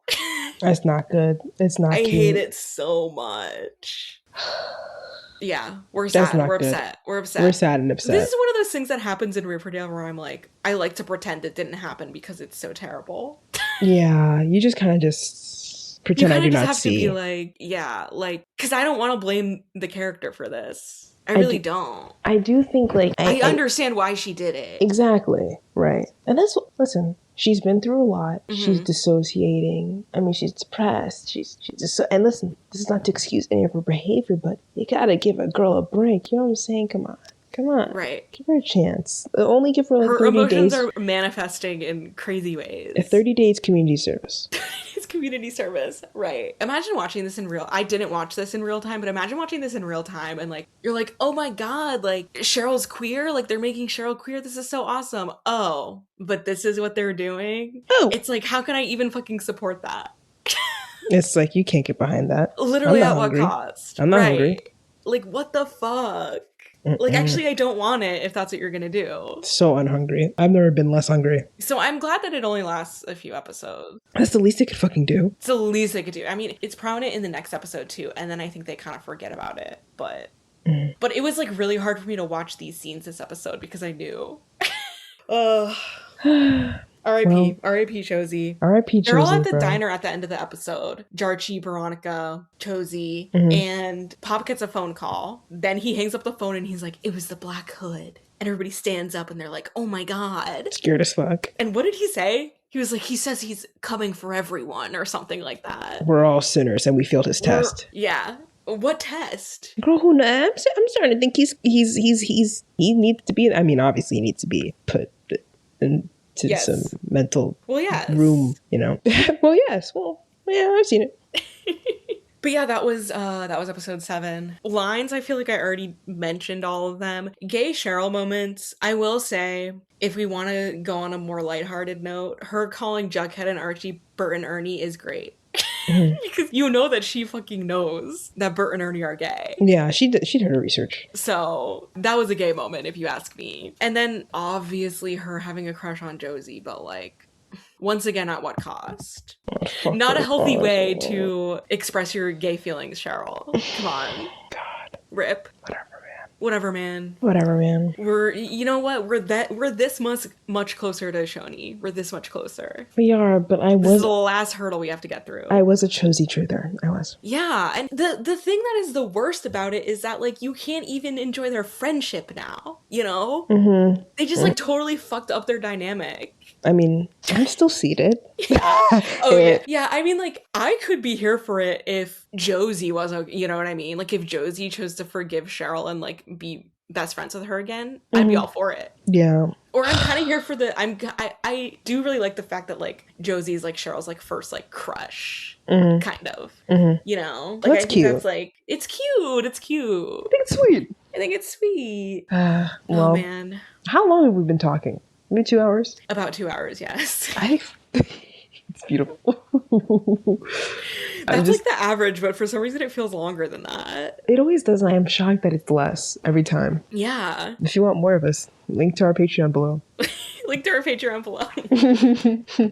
Soon, trust. No, soon. I was thinking like today, I was like, what would we even do on the fucking Patreon? Like, what would we do? I don't know. Maybe people will have suggestions. Maybe. If we theoretically do make a Patreon. Right. Theoretically. We'll have to give the people what they want because they're the ones That's true. That's true. Okay, fine. Okay, fine. Well, my friends, my people, Happy New Year. Happy fucking New Year. I hope that 2026 brings you the best year that you've ever experienced in your life, with light and joy and laughter and beauty. I hope it's a hell of a lot better than 2025. Amen to that, man. Listen. I feel like everybody had a rough year. It was, I've been through. Maybe related to our political situation, probably. That'll do it. That'll do it. We've been through. We really have. It's just been. But you know what? What? A new season of The Pit is starting soon. I don't know if you watch it. You don't watch it, It was to the point where I was like, I get this. I see this every day. I can't come home and see it for enjoyment. Right, yeah. I was going to say, like, I understand why you, in the medical field, wouldn't want to watch it. Because if I were in the medical field, I would not want to watch that shit. I started watching the first episode. I felt like I was getting quizzed because it was very accurate. And I was like, yes, it's apparently, like, really, really accurate. It's really accurate to the point where, like, I felt like I was studying. And I was like, because I would stop, I'd pause, and I'd be I would what's the answer? And I'd be like, oh, yeah, so you need some potassium. Yeah. And it was like too real. I mean, there were some critiques that I had on like some characteristics of like who would be acting like what, but then I didn't realize that, oh, this person's not a student, they're just actually like an intern. So it's like, why do they not give a fuck? Yeah. But yeah, I turned it off after about 15 minutes because that's valid. Yeah. I think that the characters are really, I mean, that's what makes the show, in my opinion. But yeah, I get that. I want to watch Pluribus. Oh my god. Girl, don't even get me started. You have to fucking watch it. As we know it. Exactly. There's only there's 9 episodes, but still, there's only 9 episodes, so like... I can watch it. I can do it. I'll say this, it's gonna be sweeping in award season. You think? So yes, 100%. Like, I'm just like, what's even its fucking competition? Severance? Like, Severance was last year, though. There wasn't a new season of Severance, like, in between. You know what I mean? Oh, okay. So I'm just like... It's coming in strong. I don't see what the book could be better. Yeah. Genuinely. Okay. You don't think... It's so good. You don't think fucking the wives, the hunting wives, no? No awards? That's not going to be... That's not nominated for, like, Emmys. Man. Like, what even would be nominated, actually? Like... The Bear, probably, like, what's, once like, again. prestige TV? Yeah, The Bear. Abbott Elementary, fucking... Yes. What about, like, drama shows? Like, I feel like all of the prestige drama shows are, like, over. Like, Succession. Oh, The Pit. I mean, The Pit won last year. Yeah, I can't. Did White Lotus come out with anything? No, not this year. That's what I'm saying. I feel like there was nothing. It was like a dead city for TV. Yeah. I mean, Severance was in January of this year, but like they already won their awards. Nice. The award season is like March or whatever. Yeah. Okay. I think I'll tune into her. You have to. That show is like art. It's like actually like so fucking perfect to me. Okay. That means a lot. And it's gay. That's the most important part. As much as people will tell you that doesn't matter, it very much does. It does. So it adds layers. It adds a lot of layers, like, actually. Very important layers. I'm seated for Pluribus. I need a new show anyways. Okay, period. Pluribus. And I'll find out what that word means. Oh, it's Latin. Don't tell me what it means. I don't know exactly what it means. You know what's a good word? You know what's a good show? Dark on Netflix. Should have won every award. That's been on my watch list for a long time. It's so good. Like, it's so good. It's so good. It's like so good. It's what Stranger Things kind of wishes it was. In the sense that, yeah. I mean, Stranger Things started out good, but it didn't end good. Dark ended amazingly. So. Okay. Yeah. Okay.